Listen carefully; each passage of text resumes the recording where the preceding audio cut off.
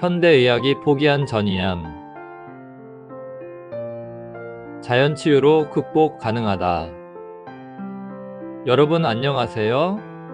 약 없이 건강을 찾아드리는 자연약사 심재문이에요. 오늘은 조금은 무겁게 들릴 수 있는 주제지만 꼭 알아야 할 중요한 이야기를 들려드릴게요. 바로 전이암에 대한 이야기예요. 암, 특히 전이암이라는 단어를 들으면 왠지 모르게 무섭고 답답한 느낌이 들죠? 하지만 암에 대해 제대로 알고 나면 오히려 두려움이 줄어들고 희망과 건강을 찾을 수 있어요.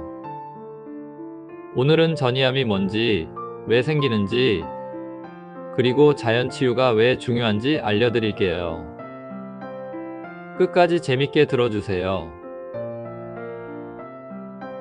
전이암이란? 먼저 전이암이 무엇인지 간단하게 살펴보고 갈게요. 암은 보통 병기에 따라 나뉘는데요. 1기와 2기는 암이 원발 부위에만 있거나 초기 상태인 경우예요. 3기는 암이 림프절로 전이된 상태, 즉 주변으로 퍼진 상태를 말해요. 4기는 암이 몸의 다른 장기로 퍼진 원격 전이가 일어난 상태를 의미해요. 그런데 여기서 중요한 건 암의 크기나 병기보다 전이 여부라는 사실이에요. 어떤 암이든 전이암이라면 이미 4기 암이라고 볼 수 있어요. 전이암은 암세포가 혈관이나 림프계를 타고 몸 구석구석까지 퍼지기 때문에 단순한 수술이나 항암 치료로는 해결하기 어렵거든요. 사실 전이암은 초기에 발견하기도 쉽지 않아요. 이미 전이가 된 상태에서 암이 발견되면 치료가 어렵고 부담도 커지죠. 하지만 암을 제대로 이해하면 자연치유 방식으로 극복할 수 있는 길이 열려요. 여기서부터 본격적으로 알아볼게요. 전이암이 발생하는 이유.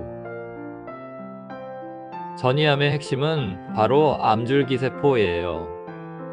암줄기세포는 두 가지로 나뉘어요. 첫 번째, 성체성 암줄기세포. 성체성 암줄기세포는 전이성이 약하고 비교적 순한 암이에요. 역분화가 덜 되었기 때문에 주변 조직으로 퍼질 가능성이 낮아요. 성체성 암줄기세포는 대체로 세포 분열 속도가 느리고 세포 자체가 몸의 면역 체계에 의해 어느 정도 제어될 수 있는 특징을 가지고 있어요.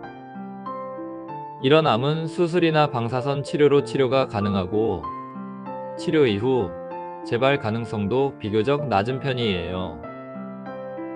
성체성 암 줄기세포가 있는 암은 초기에 발견되면 예후가 비교적 좋은 편이에요. 반대로 말하면 그냥 놔두거나 자연치유로 쉽게 극복할 수도 있다는 말이에요. 두 번째, 배아성 암줄기세포. 전이성이 강하고 저산소 환경에서 만들어지는 사나운 암이에요. 배아성 암줄기세포는 성체성 암줄기세포와 달리 항암제나 방사선 치료에 대한 저항성이 아주 강해요. 그래서 수술, 항암, 방사선에도 잘 견디고요.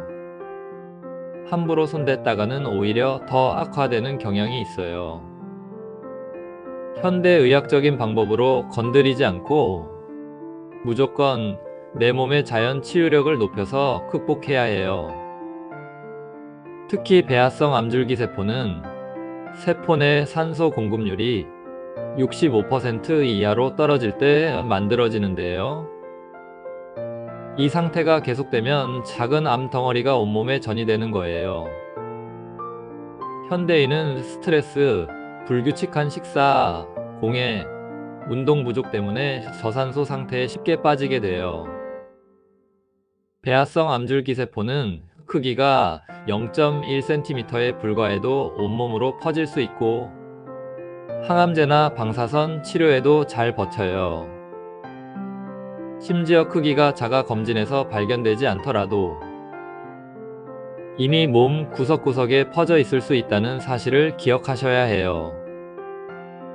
여러분, 이쯤 되면 저산소 상태가 얼마나 위험한지 감이 오시죠? 그래서 암 줄기세포가 생기지 않게 환경을 바꾸는 게 정말 중요하다는 것이에요. 전이암과 저산소증의 관계. 이제 중요한 단서를 하나 알려드릴게요. 지난 영상에서도 말씀드렸듯이 암은 저산소 상태에서 자라고 퍼져요. 세포가 충분한 산소를 공급받지 못하면 돌연변이가 일어나고 암줄기세포가 생성돼요. 특히 배아성 암줄기세포는 몸의 면역체계가 감당하지 못할 정도로 빠르게 퍼지죠. 예를 들면요. 암 환자에게서 자주 발견되는 저산소 상태는 암의 진행 속도를 더 빠르게 만들어요. 혈액 속 산소 농도가 낮아지면 세포는 생존을 위해 돌연변이를 일으키고 암세포로 변해요. 그래서 몸에 산소를 충분히 공급하는 게 암 예방과 치료에서 아주 중요해요. 전이암은 치료할 수 없다. 여러분, 전이암은 왜 수술이나 항암 치료로 치료하기 힘든 걸까요? 이유가 있어요. 첫째, 배아성 암 줄기세포는 항암제에 거의 반응하지 않아요. 항암제가 보통 빠르게 분열하는 세포를 공격하는 원리로 작동하는데요. 배아성 암 줄기세포는 성장 속도가 느리고 내성이 강해 잘 죽지 않아요. 둘째, 수술로 암을 제거하더라도 이미 퍼져 있는 암세포가 다시 자라날 가능성이 높아요. 그리고 수술 후 면역력이 약화되면 암의 재발 가능성도 더 커지죠. 셋째, 항암 치료나 방사선 치료는 몸의 면역력을 약화시켜 암 재발을 유도할 수도 있어요. 치료 후 나타나는 피로감, 영양 불균형, 염증 등은 몸을 더 약하게 만들 수 있다는 사실을 꼭 기억하세요.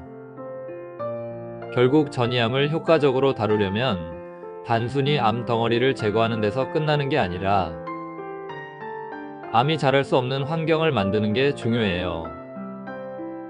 면역력을 강화하고 암세포가 싫어하는 환경을 만들어야 한다는 사실도 기억해 두셔야 해요.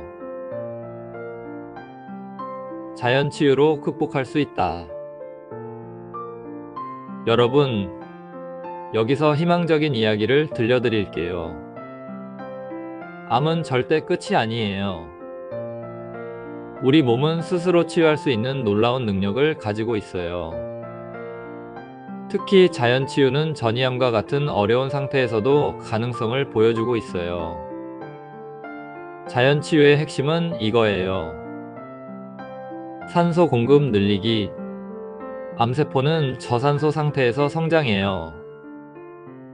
규칙적인 운동, 깊은 호흡, 맑은 공기를 마시는 습관을 들이세요. 산소가 풍부한 환경에서는 암세포가 자라기 어렵다는 사실. 면역력 강화하기. 자연식품을 먹고 필요한 영양소를 보충하며 스트레스를 줄이는 생활 습관을 가지세요. 비타민 D, 셀레늄, 그리고 항산화 성분이 풍부한 음식들이 도움이 될 거예요. 심리적 안정 찾기. 긍정적인 마음과 스트레스 관리는 암과의 싸움에서 정말 중요해요. 명상이나 요가, 자연 속에서의 휴식을 추천드려요.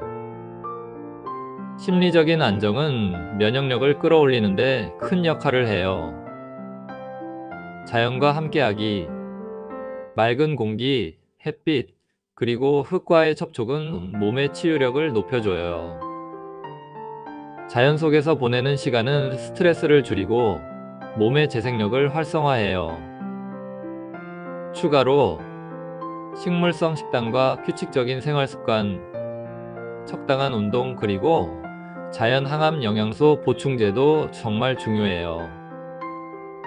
자연은 우리의 몸을 재정비하고 치유하는 데 있어 최고의 파트너라는 사실을 꼭 기억하세요.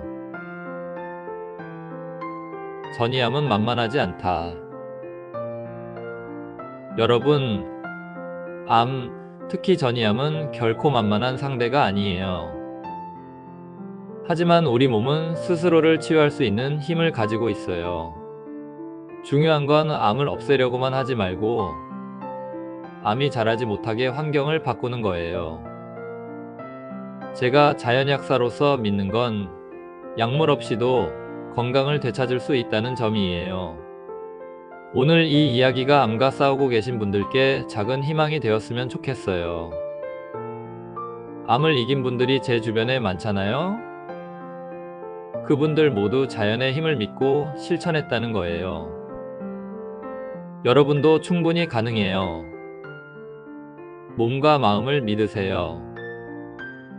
자연의 원리와 몸의 치유력을 통해 건강한 삶을 되찾으시길 바랄게요. 지금까지 약 없이 건강을 찾아드리는 자연약사 심재문이었어요.